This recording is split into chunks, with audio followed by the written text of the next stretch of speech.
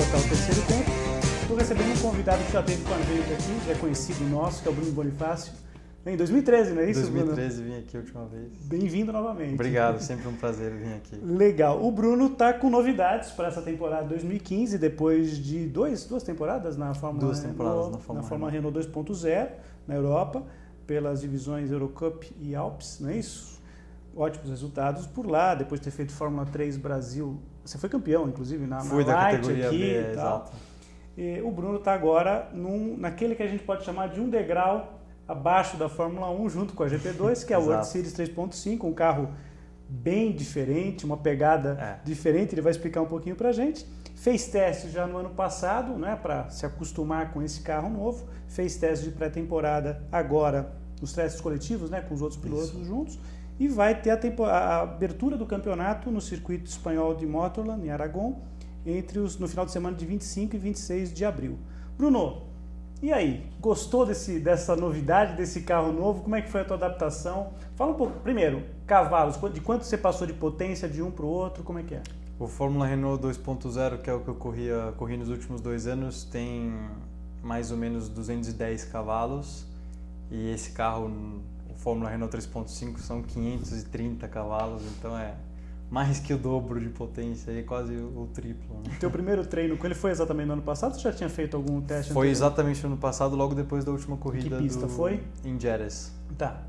E aí, uma pista já estava acostumado, pelo menos sim, já estava tudo sim. bem e tal, estou Exato, familiarizado, porque já pensou pegar um carro que você nunca correu e ainda por cima numa pista que você não conhece, ainda, não sabe onde freia e tal.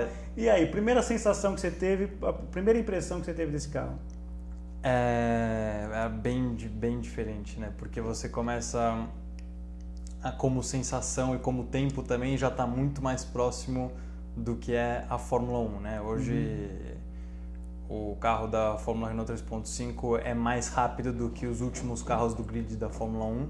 Ele é em algumas pistas mais rápido do que a Manor, vamos dizer assim, a antiga Caterham, quando corria no ano passado.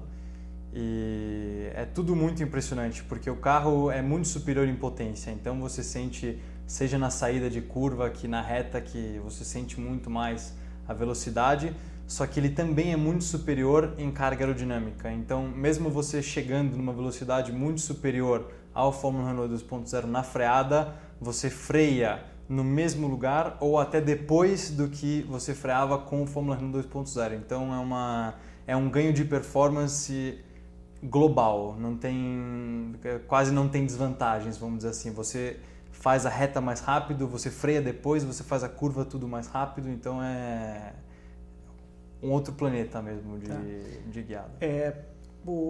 Ele gira então, em termos de segundo, você fez o comparativo com a Fórmula 1, e tem uma outra coisa, né, que é importante lembrar, que o barulho, né, o som do carro é mais legal do que o da Fórmula 1, pelo menos hoje em dia é. Do atual carro da Fórmula 1, né? Mesmo, é mais legal. Quem tem visto as provas de GP2 e de World Series ultimamente, o barulho costuma tá mais dizer legal, que está mais legal, porque os carros da Fórmula 1, o Bernie conseguiu a proeza de deixar os carros da Fórmula 1 silenciosos. Acho que o próximo passo é virar tudo elétrico, como a Fórmula, que eu acho que é outra coisa, né? Mas enfim, não vou dá muito pano para manga essa discussão aí. Mas quando você fala de tempo, você fez o comparativo com os últimos carros do grid da Fórmula 1, e já é não que vocês estão no mesmo nível de vocês, é que a Fórmula 1 desceu alguns degraus também, né? Tanto exato. Que no geral... os carros, seja na verdade, os carros da World Series nos últimos anos evoluíram bastante de performance também, e nos últimos anos tiveram até que dar uma segurada na performance deles. Tá muito rápido. Exatamente, para não ficar tão perto da Fórmula 1 e da Aí vira concorrência, né, quase, né? Mas o problema na Fórmula 1 realmente são os pneus, né? Na verdade, o pneu limita muito a performance, seja do GP2 que da Fórmula 1. Claro. E no caso da World Series, a gente não usa os pneus Pirelli, a gente usa os pneus Michelin, que são fantásticos, né? Claro que são campeonatos diferentes, então a Fórmula 1 tem o porquê dela de usar os pneus Pirelli como são, mas na verdade esse é um dos principais fatores do porquê a gente está tão perto da Fórmula 1, e a Fórmula 1 deu uma descida na performance. E uma busca, inclusive, né, Bruno, foi do Bernie nessa mudança aí, um comum acordo a Pirelli foi no sentido de fazer pneus desgastarem muito, foi no primeiro ano que a Pirelli voltou, né? Para poder dar aquela coisa de parar, o piloto ter que se adaptar ao carro com o pneu desgastando, que é outra realidade. Agora, eu quero te perguntar é o seguinte, esse carro que você andou em Jerez, você andou em moto, enfim, esse carro do 3.5 em comparação ao 2.0, quanto ele vira mais rápido no mesmo circuito? De 12 a 15 segundos. Gente, em uma pista que você gira em torno São mais de 3 segundos por quilômetro de pista. Tá, e a volta total hoje você faz em 1,40. Tá. Numa pista que a gente estava vendo, inclusive o vídeo ontem lá em casa, numa pista que a gente fazia em Alcanice, que a gente fazia 1,55 com o Renault, no último teste a gente fez 1,41, 1,40 com o World Series. Tá. E você está na equipe Draco, né? Com o Negrão lá, né? Com o Guto Negrão, bastante experiência, ex-piloto da Stock Car, inclusive e tal. E você tem um companheiro de equipe brasileiro também, né? Que é o Pietro Fantin. Como é que foi esse teu primeiro... Você já conhecia, obviamente, o Pietro de outras oportunidades e tal. Ele já competiu no ano passado e no ano retrasado pela World também. Series e no outro ano, quer dizer, está no terceiro ano dele. É claro que é legal você ter um piloto experiente, né, mais experiente, que possa te passar informações. Muito. Como é que foi esse teu primeiro contato nos testes, enfim? O ambiente dentro da equipe é muito legal, seja entre os engenheiros, entre os mecânicos. Além deles, além do Negrão, tem mais algum brasileiro na equipe técnica ou não? Não, só tem o Negrão e tem eu e o Pietro. O relacionamento com o Pietro é bem equilibrado, é legal, acho que como a relação entre dois companheiros de equipe tem que ser, né? O famoso não fede nem cheira, digamos assim, né? Não tem nenhum problema, mas também não tem beijinho e abraço, mas acho que... Porque tem que bater o companheiro de equipe, né? No final, a primeira guerra é aquela ali, né? É o mesmo equipamento e tal. Quando a gente tem que dividir informação, a gente divide. Eu achei muito legal, inclusive, o que você falou, que eu ter um piloto mais experiente justamente nesse início da minha experiência na World Series, para ter um pouco de referência e poder fazer mais rápido algumas aprendizagens do carro novo e da categoria nova. Entre o primeiro treino, você fez testes em dezembro do ano passado, foi isso? Em dezembro. Novembro, dezembro. Agora, esse ano, em 2 circuitos diferentes, né? Isso. Tá. O que você, do primeiro treino que você fez, quer dizer, da primeira experiência que você teve com o carro até agora, onde você acha que evoluiu mais tecnicamente na tua pilotagem e na possibilidade de conversar com os teus engenheiros, chegar no box e falar assim, olha, eu preciso disso para o meu carro ficar melhor, para a minha tocada, para o meu jeito de guiar? Acho que teve uma evolução global, né? A equipe está passando por um período de evolução onde eles contrataram novas pessoas, novos engenheiros para modernizar a equipe, para fazer um salto de qualidade que estava precisando. Então a equipe tem trabalhado muito também nos métodos de trabalho, de desenvolvimento do carro, etc. E obviamente eu, junto com a equipe, comecei melhorando bastante a minha técnica de pilotar o carro e conhecer o carro. Eu fui muito cauteloso no início para aprender como eu tinha que pilotar aquele carro, porque muitas vezes é um estilo de pilotagem diferente dos outros carros que eu pilotei. Depois que eu peguei um pouco mais de confiança e mais quilometragem no carro, eu comecei já a ajudar também um pouco mais a equipe nesse lado de desenvolvimento do carro. Eu já tinha mais prioridade, digamos assim, propriedade, digamos assim, para falar do que eu precisava no carro, na minha opinião. Então, a parte física também foi muito complicada para mim no início, porque é um carro que exige de você fisicamente um absurdo. Eu não imaginava que fosse assim. É justamente por isso que eu não estava preparado, não foi por falta de vontade. É o que mais dificuldade você tem, porque pescoço, braço é tudo. Seja pescoço, braço, os músculos que a gente usa para dirigir, a gente chega a fazer curvas que a gente enfrenta 4G/2 nas curvas. É absurdo, é muito, muito próximo do Fórmula 1, é muito mais cansativo e muito mais duro do que o GP2. Eu falei com pilotos que guiaram os dois. Certo. Porque a nossa velocidade de percorrência nas curvas é mais rápida do que a do GP2, bem mais rápida. Então, e não temos direção hidráulica como tem a Fórmula 1. Então, fisicamente é bem difícil. Foi a minha maior dificuldade no carro, a parte física. Mas assim, daquela coisa de sair cansado, de sair dolorido, Não, com de dor sair ou depois? morto. Nos primeiros testes, durante os testes, eu muitas vezes não consigo, principalmente no ano passado. Esse ano eu me preparei bastante e foi da água para o vinho. Mudou. No ano passado tiveram muitas coisas, por exemplo, de repente os últimos pneus novos do dia ou o que a gente tinha programado de testar, a gente não conseguia terminar o programa porque eu fisicamente estava acabado.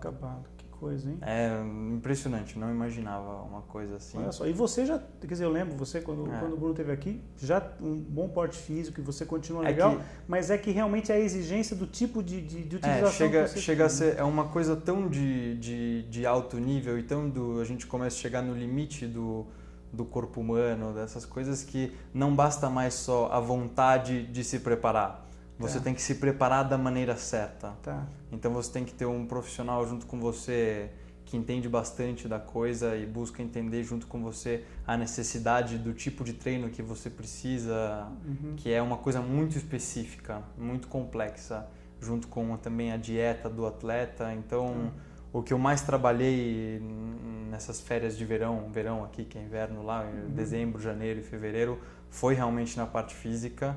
Então foi uma dificuldade que a gente conseguiu vencer aí do ano passado para esse ano, que me delimitava muito na hora de melhorar até as minhas técnicas com o carro, que vinha tudo freado pela parte física, né? Porque quando o corpo não consegue fazer, você pode esquecer a parte técnica, a parte teórica, que você não consegue pôr nada em prática. Você sabe que tem muitos, eu recebo muitos pilotos aqui, que estão começando no kart, a molecada, eu acho que é legal a gente abrir porta para essa turminha que está chegando. Eu acho muito legal porque eu sei que essa garotada costuma assistir esse tipo de informação que você está passando, eu acho que é extremamente valiosa para esses meninos aí que estão com 10, 12, 14 anos, que estão aí já querendo sair do kart por fórmula, pensar o quanto é exigente fisicamente um monoposto e um monoposto com essa performance que tem o carro da World Series. Asa móvel vocês têm nesse carro? Temos. E aí? Também você nunca tinha utilizado? Nunca tinha utilizado. E aí? Nos treinos você pode usar à vontade? Então, ela tem um utilizo até diferente do utilizo que tem a Fórmula 1 hoje. Ela é mais parecida com o utilizo que tinha na Fórmula 1 quando começou. Porque hoje, mesmo na classificação na Fórmula 1, você não pode utilizar a asa móvel onde você quiser. Você tem só as áreas do DRS, né? Que eles chamam, né? E na World Series, na classificação e nos treinos, você pode utilizar a asa móvel aonde você quiser, o quanto você quiser. Então, inclusive, tem até algumas curvas que a gente faz com o pé embaixo com a asa móvel para ganhar velocidade, só que o carro perde bastante carga aerodinâmica, então é complicado. E tem que pesar. O que é mais vantagem ou não nessa hora? O carro fica bem levinho no volante às vezes. É perceptível, muito perceptível isso. Ah, sim, na reta são em torno 15 km por hora de diferença você usando o DRS e não usando o DRS, a asa móvel. Então, na classificação é livre o uso, você pode usar o quanto você quiser, onde você quiser. Cabe a você escolher dosar onde você quer usar. O que você quer. E a partir desse ano, na corrida, você tem 8 ativações. Você pode usar a asa móvel 8 vezes durante a corrida. Existe essa limitação agora. Sim. São duas baterias, né, no final de semana. São duas classificações e iguais duas corridas. Para as duas ou tem alguma diferença? Sim, são duas classificações iguais e duas corridas com a mesma duração, são 45 minutos mais uma volta. O mesmo número de utilizações de asa móvel mesmo também nas duas. Isso, a única coisa que muda é que muda uma das corridas, que é a corrida de domingo, tem um pit stop obrigatório. Tem uma corrida que é 45 minutos direto e a outra corrida no domingo que tem um pit stop obrigatório. Diferente da Fórmula 1, vocês não têm nenhum sistema de recuperação de energia. Não. Quer dizer, o carro não tem lá o sistema do CARES ou AIRS, né? Agora que são esses sistemas aí que o sujeito freia, tem uma bateria, né, que acumula energia e você pode utilizar ela durante a prova por enquanto. Por enquanto ainda você não só tem, tem né? na World Series. Exato. Mas acho legal que haja essa diferença, até para que você, degrau a degrau, vá subindo e, enfim, tem aí. Dos circuitos que você tem... antes de falar dos circuitos, antes da gente começar o papo, você estava falando que tem configurações diferentes de carga de aerodinâmica, que é uma coisa nova no regulamento, né? Exato. Dá uma explicadinha para o pessoal como é que funciona isso daí. Na verdade, a gente tem 3 tipos de asas, digamos assim, de configurações aerodinâmicas que estão pré-estabelecidas para o carro. né? Entre as coisas que você pode mudar no carro, nas configurações do carro, você tem essas 3 configurações aerodinâmicas que são chamadas de alta carga aerodinâmica, média carga aerodinâmica e baixa carga aerodinâmica, né? Alta carga, você tem uma aderência muito maior na freada e na curva, a baixa carga aerodinâmica você tem uma aderência menor e obviamente com a alta carga aerodinâmica, por ter mais downforce, que eles chamam, e generar mais resistência ao ar também, você perde velocidade na reta, e a baixa carga, tendo menos carga aerodinâmica, você ganha velocidade na reta e perde aderência. Então tem que escolher aí o compromisso, ganhar onde, perder onde, que vale mais a pena. E esse ano a gente tem, normalmente a configuração mais utilizada quando é livre é a alta carga aerodinâmica. Mas esse ano, uma classificação e uma corrida por fim de semana, todo mundo vai ser obrigado, não importa a pista, tirando Mônaco e Áustria. Que Mônaco seria uma loucura, né? Você andar com pouca carga aerodinâmica. A usar o carro mais o carro completamente, a última configuração, né? A baixa carga aerodinâmica. Uhum. Todo mundo obrigado, todo mundo igual a usar aquela configuração. Eu acho muito legal porque induz, eu acho, né, do ponto de vista técnico, para pilotagem, eu acho muito legal, né? Porque o piloto vai ter que sentir mais o limite, né? Eu acho muito bacana você ter essa possibilidade aí. Bom, o calendário são 1, 2, 3, 4, 5, 6, 7, 8, 9 etapas, sempre rodadas duplas. Ou exceção de Mônaco, né? É com exceção de Mônaco. Tá, e aí desses circuitos todos que você vai ter Motorland, Mônaco, Spa na Bélgica, Hungria, Hungaroring, o antigo Zandvoort, né, que é o Red Bull Ring, né, na Áustria, Silverstone, Nürburgring, Le Mans, que é parte do circuito Bugatti, e Jerez. De todos, você conhece todas as pistas? Não, só não conheço Le Mans. Só Le Mans, não. Tem alguma pista que você acha que pelo carro, pela condição física, quanto é o tempo de bateria de cada corrida? 45 minutos mais uma volta, tá. Se não me engano. Fisicamente falando, claro, você já está legal e a tendência é que você vai evoluindo cada vez mais. A primeira etapa é no final desse mês, ou seja, ainda tem um tempinho. O Bruno está me falando que ele vai treinar muito ainda esses dias aqui em São Paulo. É claro que até o final do ano você vai estar melhor ainda, vai estar voando aí em todos os sentidos. Mas assim, se você tivesse que observar hoje, não com essa preparação hoje é a melhor que você está, mas com o que você estava antes, qual seria a pista ou traçado que teria mais dificuldade por conta da exigência física? Mônaco ou não? Ou alguma pista rápida que exige... Normalmente o tipo de curva que cansa mais são as curvas muito rápidas, mesmo de repente aquelas curvas que você consegue fazer fácil com o pé embaixo, né, com todo o acelerador, porque são aquelas que você tem mais G, a gente pega mais G, o volante fica mais pesado, né, por não ter a direção hidráulica, quanto mais rápido a gente vai, mais o volante fica pesado. Então, normalmente são as pistas rápidas que cansam mais, mas também tem a coisa como Mônaco, na Hungria, que são pistas onde você não tem uma reta, até Jerez, você não tem uma reta grande para dar uma relaxada, digamos assim, você está sempre em tensão. O pessoal brinca que a Hungria parece um cartódromo, né? O tempo todo você virando de um lado para o outro, né? É bem estreito. Então, normalmente essas duas pistas, ou aquelas muito rápidas e aquelas sem bastante tempo para dar uma relaxada, são as mais difíceis aí na parte física. Tá. Aproveitando que você está aqui, eu sei que você obviamente acompanha a Fórmula 1, porque um piloto que está ali, um degrau abaixo da Fórmula 1, está o tempo todo ligado para saber o que os caras estão fazendo ali em cima, né? Esse programa vai estar no site depois, quer dizer, nós estamos gravando um dia antes exatamente da etapa, 2 dias antes exatamente da etapa da China, da Fórmula 1. Então não vai dar para a gente falar, olha, quem vai ganhar do grande prêmio já acabou e tal. Mas nós tivemos uma temporada começando, Bruno, com o óbvio, a Mercedes vencendo, né, na etapa de abertura, e depois a Ferrari com o Vettel, até de uma certa maneira surpreendendo, porque não se imaginava que depois do ano nem eles difícil, né, que a Ferrari teve, mas deram aquela mexida no time, que de vez em quando você dá aquela sacudida, que nem time de futebol, né? Toca o técnico, manda um massagista, faz uma mudança geral, a Ferrari fez essa grande transformação e conseguiu. Como é que você avalia esse começo da temporada de 2015 da Fórmula 1?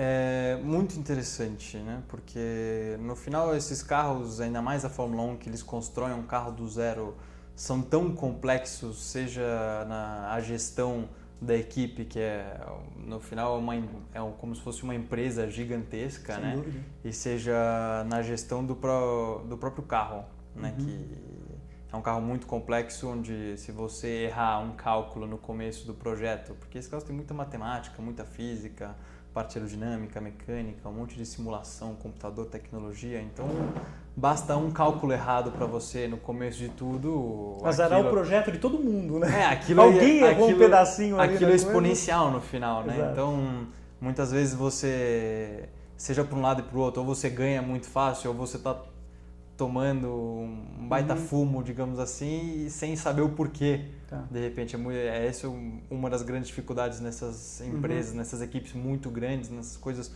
muito complexas. Achei muito interessante a mudança na Ferrari, que eles passaram, pelo que a gente vê de fora, de uma coisa um pouco menos política e mais direta, mais trabalho, mais uma coisa focada mesmo. Uma coisa focada mesmo.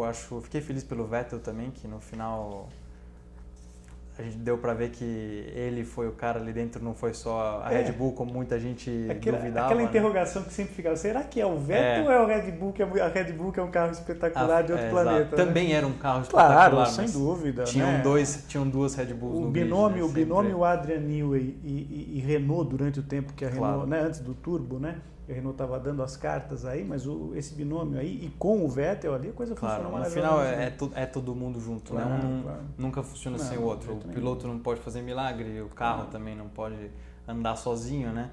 Então, acho muito interessante, acho bacana também ter uma Fórmula 1 de novo todo mundo junto e não a Mercedes numa categoria separada dos outros. Foi realmente um alarme para a Mercedes, né? O próprio Toto Wolff falou em inglês, né, o famoso wake-up call para eles, porque eles vão ter que começar a entender aonde eles podem melhorar aí, porque tem gente mais perto, né? Tem gente mais perto do que eles imaginavam. Acho que até a própria Ferrari não imaginava de estar tão perto assim. Acompanhei um pouquinho os treinos, a própria Ferrari continua bastante pé no chão, porque no final a gente sabe que não é da noite para o dia, de uma corrida para outra que muda completamente, um time vira vencedor ou perdedor, né? Então eles sabem que eles também têm que continuar. E a vitória do Vettel não foi só na pista, né, Bruno? Também tem a ver com a estratégia até que a própria Ferrari adotou na questão de troca de pneus, o momento de entrar ou não. Exato. A Mercedes antecipou, a Ferrari retardou essa entrada. Pelo que todo mundo está falando, a Ferrari se dá muito bem em situações de temperatura mais elevada, parece, né? O pessoal está falando bastante isso. Então, isso acaba contando, mas obviamente houve um salto e possivelmente o grande salto, não só no carro, né? Evidentemente que houve ali um avanço no carro, mas a questão do motor, né? Ou também, como a gente chama unidade de força hoje, que não é mais motor como você tem hoje lá na World Series, lá que é um V8 berrando, mas é um motor muito, muito complexo, como você falou, e a prova cabal disso é o desempenho bom da Sauber, que também utiliza motor Ferrari, né? E teve uma boa pré-temporada, estreou muito bem com o Felipe Nasser. Aproveitando, te surpreendeu ou não? Você conhece o Nasser? Como é que foi essa chegada dele à Fórmula 1, Bruno? Eu acho que foi boa, eu não entendi, não acompanhei muito de perto o segundo grande prêmio, então não entendi bem por que ele estava tão atrás e, sobretudo, tão grande a diferença entre ele e o Marcos Ericsson. Acho que teve um grande diferencial, né, no carro durante todo o final de semana e aí atrapalhou tanto ele nos treinos quanto na corrida. Pelo menos foi essa a explicação da Sauber. Né? E acho bacana e acho que no final todo mundo na Fórmula 1 é um pouco limitado, digamos assim, pelo carro, né? Então não dá para pensar que, por exemplo, as duas Toro Rosso ali na frente, os dois pilotos estão fazendo milagre, não é bem assim, porque esse ano o carro também está muito bom, obviamente, como a gente falou, nada acontece sozinho, o piloto também está fazendo um ótimo trabalho, não tem milagre em nenhuma das partes, mas eu fiquei feliz por ele, acho que ele pode fazer um bom trabalho ali, acho que ele pode surpreender bastante gente, tem muita gente que espera pouco do Nars, acho que ele tem mais coisa para dar aí do que o pessoal pensa. Acho que ele, com um carro que não está andando como a Sauber do ano passado, eles também fizeram um salto de qualidade. Acho que pode ser bem bacana aí a temporada do Nars esse ano. E assim, a Sauber que em 2014 não marcou nenhum ponto, esse ano já conseguiu pontuar, já saiu do zero, o que no final das contas, minha gente, para quem não lembra, né, às vezes isso aí, é fundamental para a equipe de Fórmula 1, porque na divisão do bolo lá da grana que tem lá, não é pouco. A pontuação vale muito, né? No final do ano, lá, o 13º das equipes lá agrada bastante, ajuda bastante o pessoal. E você falou da Toro Rosso, me lembrou de uma coisa interessante, porque hoje você tem lá o Carlos Sainz, né, que é o espanhol, que é oriundo da World Series, né? Foi um piloto que passou, né, pela World Series, assim como o Vettel, como o Magnussen. Nos últimos anos foram mais pilotos da 3.5 para a Fórmula 1 do que da GP2. Né? O Nasser veio da GP2, mas isso não é uma regra geral. O Magnussen, que hoje é piloto reserva da McLaren, né? Aliás, fez a corrida de abertura por causa da ausência do Alonso. O Ricardo, né? O Daniel Ricardo também também oriundo o Verne, que estava até ano passado. Exatamente, o Eric Verne. Enfim, é uma turma grande aí, o que dá, é lógico, quando você observa quem já passou e quem está lá agora, é claro que isso dá um alento bacana. Já que a gente tocou no assunto espanhol, né, do Sainz e do Alonso, o acidente do Alonso, quer dizer, você tem alguma opinião formada sobre isso ou não? É difícil ter alguma opinião formada sobre isso. Já é difícil ter, como a gente estava falando de pré-temporada da Fórmula 1, já é difícil ter uma opinião formada da pré-temporada olhando de fora, porque você nunca sabe... Com quanto peso cada um está andando. Eu cheguei a conversar no passado com alguns engenheiros da Fórmula 1 e perguntei, como é que quando vocês querem esconder o jogo, né, o que você faz? O piloto não acelera? Ele falou, 100 quilos de gasolina no tanque... você piora o carro em 4 segundos e fica lá escondido. Eles sabem só dentro da equipe quanto de margem eles têm. Sim. De fora não dá para entender nada. Então, se com 100 quilos eu estou andando em tanto, tirando 100 quilos eu ando tanto, eles não sabem então quantos tá quilos bem, tem o outro também. Exatamente. Né? Então, fica aquele jogo de esconde-esconde. Né? Todo mundo trabalhando para melhorar o seu ali e no final você vê na primeira classificação do ano quem era quem realmente. Né? E é difícil ter uma opinião própria sobre os treinos. Ainda mais o acidente. Um acidente polêmico desse, tem muita gente que fala coisas diferentes ali, tem gente que fala que ele realmente tomou um choque da parte de recuperação de energia, tem gente que fala que ele apagou, teve um problema no cérebro, desmaiou no carro, vamos dizer assim, teve a sorte de só estacionar o carro do lado, ele diz que o volante ficou duro e ele não conseguia mais controlar o carro, então... acho que vai ser uma daquelas histórias que a gente não vai saber o final. Nunca vai saber, não vai ter uma câmera. Se eu descobrir, eu conto pra você. Legal. Em primeira mão ele falou que vai vir aqui no Bela voltar só para contar isso pra gente, né, Bruno? Outra questão que a gente sempre aborda aqui, quer dizer, às vezes a Fórmula 1, é claro, é um funil muito apertado para se chegar, você está muito maduro, né? Eu percebo isso, já era assim há 2 anos atrás, mas mais ainda agora, isso é muito legal. Mas é claro que o funil da Fórmula 1 é muito estreito e para chegar lá é muito complicado e tal. Qual o teu objetivo? Você está com 20 anos. Sim. O que você programa esse ano? Qual a trajetória? O que você gostaria que acontecesse para você chegar no teu sonho?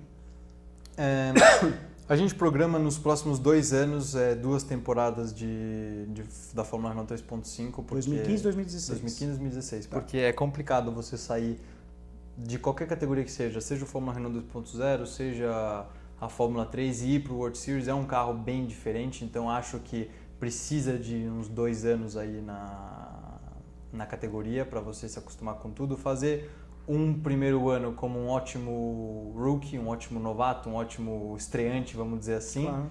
E brigar ali pela briga dos estreantes, brigar do meio para frente do ano, nunca se sabe, né? Mas de repente por algum pódio, já começar brigando pelos pontos e ir sempre crescendo progressivamente até o final do ano. E no segundo ano, lutar como protagonista, fazer um ótimo trabalho e fazendo um ótimo trabalho, brigando por altas posições nessa categoria, eu acredito que é possível eu me tornar um piloto profissional em alguma categoria top do automobilismo, que eu entendo pode ser a própria Fórmula 1, pode ser a DTM, pode ser alguma categoria Super Fórmula no Japão. Tá. Tem várias categorias que os pilotos são profissionais. Há um leque aí a ser explorado, Há um leque, né? Tá. Porque a gente sabe que a Fórmula 1, como a gente disse, é um funil muito grande, não depende só do talento, claro. Depende de uma série de outras coisas, como em tudo, né? Não é só o talento que conta, tem que estar no lugar certo, na hora certa, com as pessoas certas. É uma bola de coisas, é um conjunto de coisas. Você falou em experiência para chegar numa Fórmula 1, etc e tal. Você planeja 2 anos, aí terminados esses 2 anos, aí você vai falar, bom, para onde eu sigo, etc e tal. Você, se fosse um chefe de equipe de Fórmula 1, você contrataria, por exemplo, um piloto que andou na Fórmula 3 europeia 1 ano e partisse para a Fórmula 1? Exemplo, Max Verstappen. Ou o cara é um fenômeno e chegou na Fórmula 1 porque é um fenômeno, ou ele é um piloto que agrada ao esquema da Red Bull, que acaba sendo a patrocinadora da Toro Rosso também. O que você como um chefe de equipe, imagina para um piloto tão jovem, com 17 anos chegando na Fórmula 1? Eu, pessoalmente, não contrataria, né? Porque a escolha de um piloto é bem estudada, mas tem sempre um pouco da aposta, digamos assim, claro, né? Você nunca sabe o que o cara vai fazer ou não vai fazer. E nesse caso a aposta era um pouco maior do que o normal de você pegar um cara da GP2 ou da World Series. Mas a gente sabe que a Red Bull foi uma empresa, é uma equipe que ganhou bastante porque apostou muito mais do que as outras também, né? Dos programas de pilotos jovens, eles foram o que mais pegaram pilotos e os que mais mandaram o piloto embora também, mas no final eles conseguiram achar aí 3 ou 4 que realmente valeram a pena. Dessa peneira aí, né? Estão sempre reciclando. É uma peneira, eles apostam muito mais porque eles têm uma peneira muito maior. Lembrando só, desculpa te interromper, Imagina. Lembrando que o Vettel começou na Toro Rosso, ganhou a primeira corrida Exato. dele pela equipe, né? De Faenza, né? Então, eu acho que, na verdade, falando a verdade clara, que é o que falam lá na Europa também, ele não é um novato como todo mundo pensa, não é que ele saiu do kart sem fazer nada, sentou na Fórmula 3. Não. Ele foi muito bem preparado, mesmo escondido, não escondido. A gente sabe o pai que ele tem, que não é bobo, né? Já fez o caminho que... No linguajar popular, macaco velho, né? Macaco velho, exatamente. Então ele sabia exatamente do que o filho precisava e quando que ele precisava e quanto que ele precisava. Então acho que ele foi muito bem preparado. Conheceu o caminho das pedras, né? Exato. Então, mas acho que ele está fazendo, apesar de tudo, ele está fazendo um bom trabalho, está indo muito bem. Pontuou, né? Ele realmente, eu não acredito muito em fenômenos, né? Acho que no final todo mundo tenta fazer um ótimo trabalho e se dedica para isso. Claro que tem a parte do talento também, mas ninguém nasce sabendo. Não. Mas apesar de tudo isso, eu acredito que ele tem uma ótima velocidade interior, ele é muito rápido. Tem que desenvolver isso como todo piloto, como todo talento. Mas apesar de tudo isso, ele está fazendo um ótimo trabalho até agora ali na Fórmula 1. É interessante lembrar que eu recebi alguns pilotos aqui que chegaram a competir com o Verstappen, né, com o Max Verstappen, né, e isso surpreenderam não só pela velocidade que você falou, inerente dele mesmo, que ele tem, mas a maturidade, né, o grau de concentração, quer dizer, não parece que tem, é aquilo que você falou, não parece que tem só 17 ou 16 quando fechou o contrato, né, agora completou 17 anos, para chegar efetivamente na Fórmula 1. Bom, a gente vai aproximando do finalzinho aqui, Bruno, mas eu queria, antes de encerrar com você, eu sei que você tem quem te apoia e quem quiser te apoiar, deixa as tuas redes sociais, quem quiser entrar em contato com você, o canal está aberto. O Milton Neves, você sabe que não tem problema nenhum de merchandising, você pode falar à vontade de propaganda, de publicidade aqui, ele adora. Então eu sei que tem gente que te apoia. Deixe seus agradecimentos para quem está te apoiando. Se quem quiser entrar em contato, se você tiver alguma rede, algum Twitter, enfim, o que quiser falar. Não, tem. Vai afunilando a peneira, como a gente disse, vai ficando mais difícil de andar com as próprias pernas mesmo. Então a gente está sempre buscando aí apoiadores, né? Hoje queria agradecer aos meus apoiadores, a Novak Sports, né? A empresa do Guto que faz a gestão da equipe também, a Copazil. E as redes sociais aí você pode entrar em contato com a gente, seja pelo site, que é www.brunobonifacio.co, não .com, só .co. Tá passando aí embaixo aí, tá? Tô no Twitter, no Instagram, Bonifácio_Bruno, seja no Twitter que no Instagram, a gente pode se comunicar por ali também. Até por perguntas, curiosidade, né? Não só qualquer forma de contato. Aí. Sempre bem-vindo. Você está morando em Milão, né? Quem quiser pedir dicas de restaurante, dos bons restaurantes lá de Milão, exato, Bruno também faz. Também. Não tem problema com comida lá, né, Bruno? Sossegado. Na Itália... Tem que manter a forma. Eu sei que você está preocupado agora, precisa ficar ligado, né? Na Itália é difícil ir em restaurante ruim, né? É o teu primeiro ano morando em Milão? Em Milão né? No final, eu morei todos esses anos na Europa, eu morei sempre na Itália, mas morando em Milão é o primeiro ano. Tá. E eu falei para você o negócio dos engenheiros, a maior parte do time é de italianos? Como é que é? São todos italianos. Pessoal. Todos italianos. Então a comunicação tá ótima ali. Tá. Mas tranquilo. Eu acabei estudando bastante, falando bem italiano, então não tem problema de comunicação. Então, olha, futuramente, daqui a 2 anos e tal, se tiver alguma equipe italiana, deixa eu pensar em alguma equipe italiana interessada em algum outro brasileiro, tá vendo? Tem uma vermelhinha, né? Já tem o idioma, facilita. Você vê, o Vettel tá falando italiano, a turma tá adorando ele. Não é isso, Bruno? Bruno, muito obrigado. Prazer é meu. Pela tua pelo volta. Convite. Imagina, prazer nosso. Muito obrigado por voltar aqui para falar com a gente aqui no Bela Máquina no terceiro tempo. E faço votos que você tenha um ótimo ano 2015. A gente vai estar noticiando, vai estar informando aqui no site através das notícias. E que esse teu objetivo claro aí de fazer uma carreira profissional no automobilismo se concretize. Tomara na Fórmula 1, né? Tomara que com todo esse sucesso que a gente deseja, porque realmente a gente precisa de renovação e tal, né? Bom, a gente vai encerrando o Bela Máquina de hoje, mas como a gente sempre deixa aqui uma dica no final, para você acompanhar alguma página da famosa sessão que fim levou do Milton Neves aqui do nosso site. E já que a gente falou do Alonso, né, com esse acidente, as dificuldades que está tendo nesse começo aí com a McLaren e Honda, mas vai se acertar, eu acho que acho que vai sempre se acertar. A Honda não entrou de bobeira na Fórmula 1, então a dica de hoje é para você ver a página do Fernando Alonso, do espanhol, bicampeão de Fórmula 1, Fernando Alonso, na sessão que fim levou do portal Terceiro Tempo. É isso aí, o Bela Máquina de hoje fica por aqui, a semana que vem a gente está de volta, um grande abraço, muito obrigado.